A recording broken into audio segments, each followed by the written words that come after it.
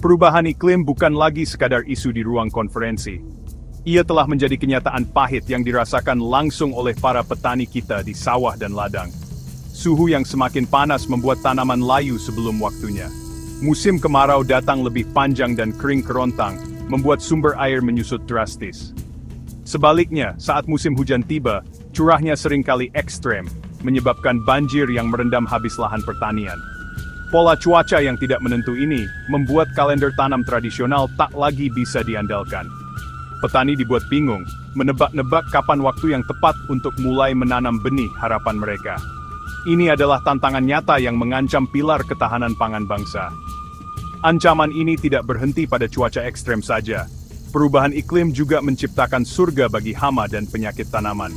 Suhu yang lebih hangat mempercepat siklus hidup serangga, membuat populasinya meledak. Jenis-jenis hama baru yang sebelumnya tidak dikenal di suatu daerah, kini mulai muncul dan menyerang. Petani harus berjuang lebih keras, mengeluarkan biaya lebih banyak untuk pestisida, yang seringkali belum tentu efektif. Kegagalan panen bukan lagi risiko, melainkan ancaman yang semakin sering terjadi. Setiap jengkal tanah yang gagal menghasilkan adalah pukulan telak bagi ekonomi keluarga petani, dan stabilitas pasokan pangan untuk kita semua. Kita tidak bisa membiarkan para pahlawan pangan ini berjuang sendirian. Ketahanan pangan sebuah negara bergantung pada kemampuan sektor pertaniannya untuk bertahan dan beradaptasi. Ketika pertanian goyah, dampaknya akan terasa hingga ke meja makan setiap keluarga di Indonesia. Harga pangan akan melambung tinggi, ketersediaan bahan pokok menjadi tidak pasti.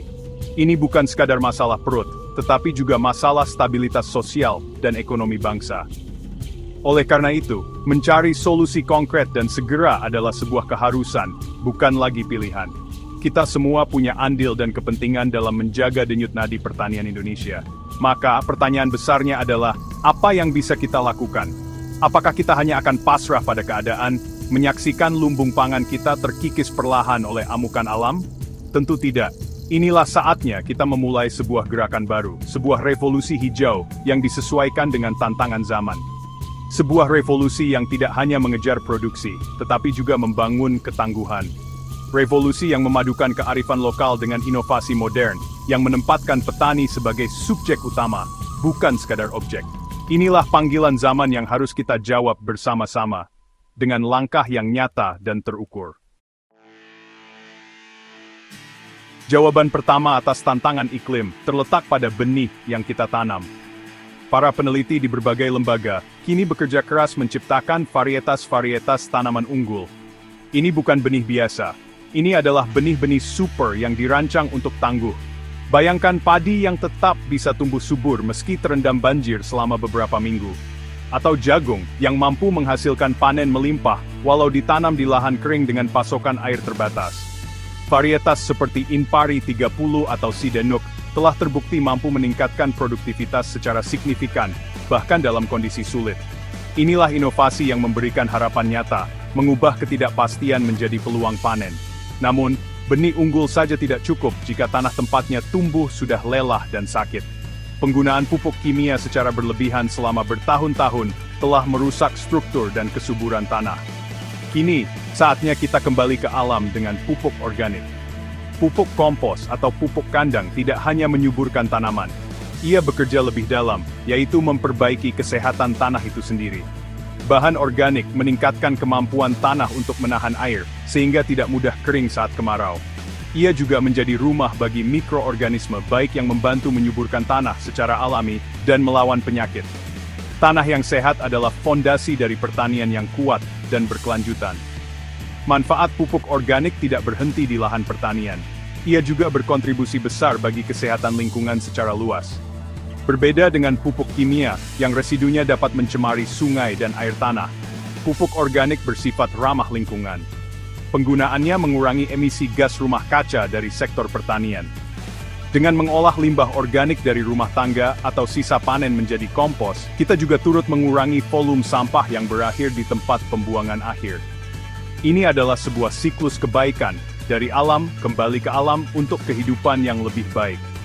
Sebuah solusi cerdas yang menguntungkan petani dan bumi sekaligus. Kombinasi antara benih adaptif dan tanah yang sehat dari pupuk organik adalah duet maut untuk menghadapi perubahan iklim. Varietas tahan kekeringan akan lebih maksimal hasilnya jika ditanam di tanah yang mampu menyimpan air lebih lama.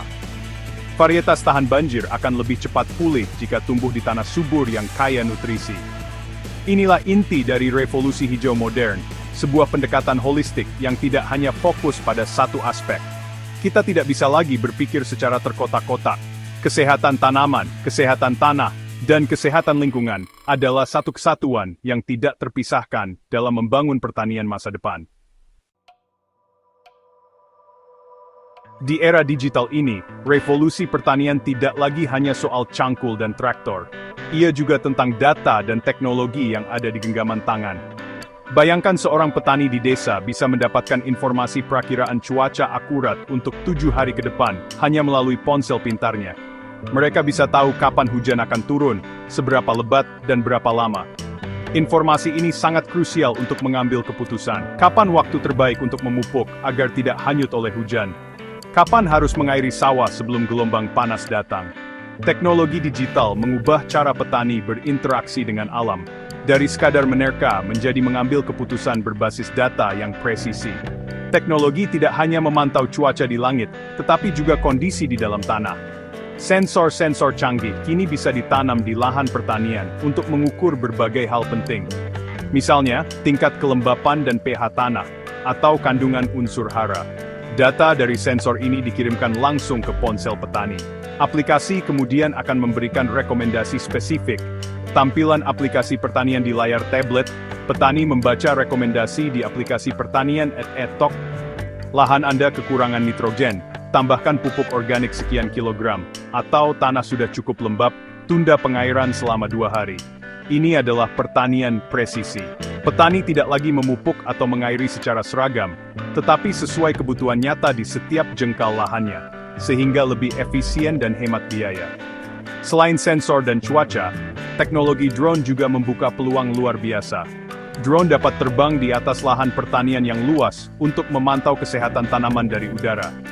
Dengan kamera khusus, drone bisa mendeteksi area tanaman yang terserang hama atau kekurangan air, jauh sebelum mata telanjang bisa melihatnya. Petani bisa segera mengambil tindakan di titik yang bermasalah, mencegah penyebaran lebih lanjut.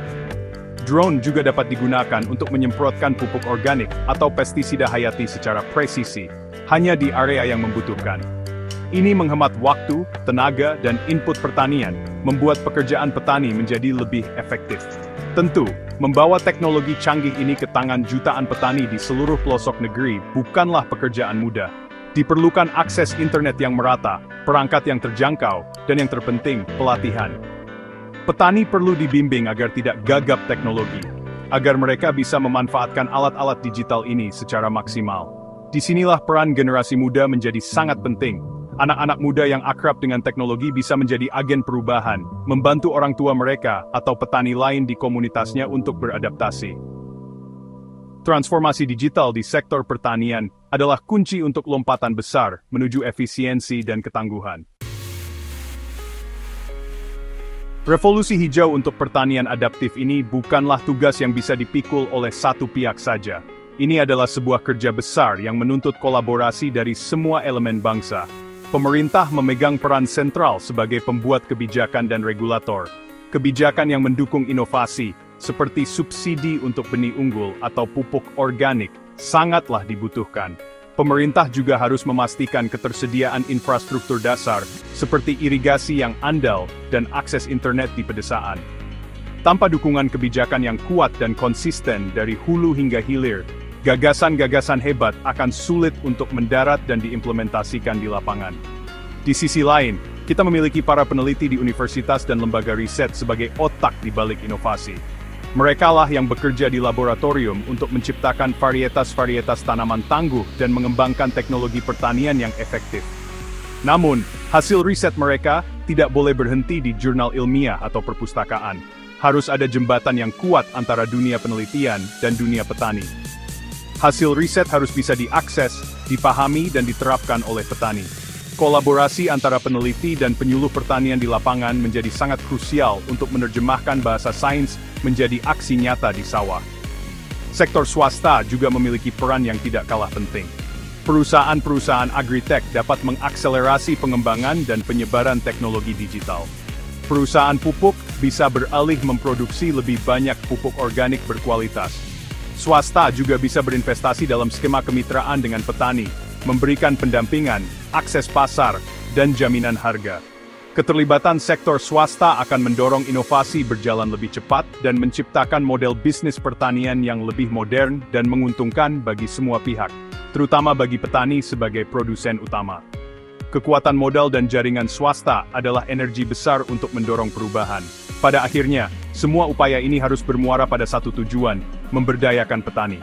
Petani bukanlah objek yang pasif, melainkan subjek dan aktor utama perubahan.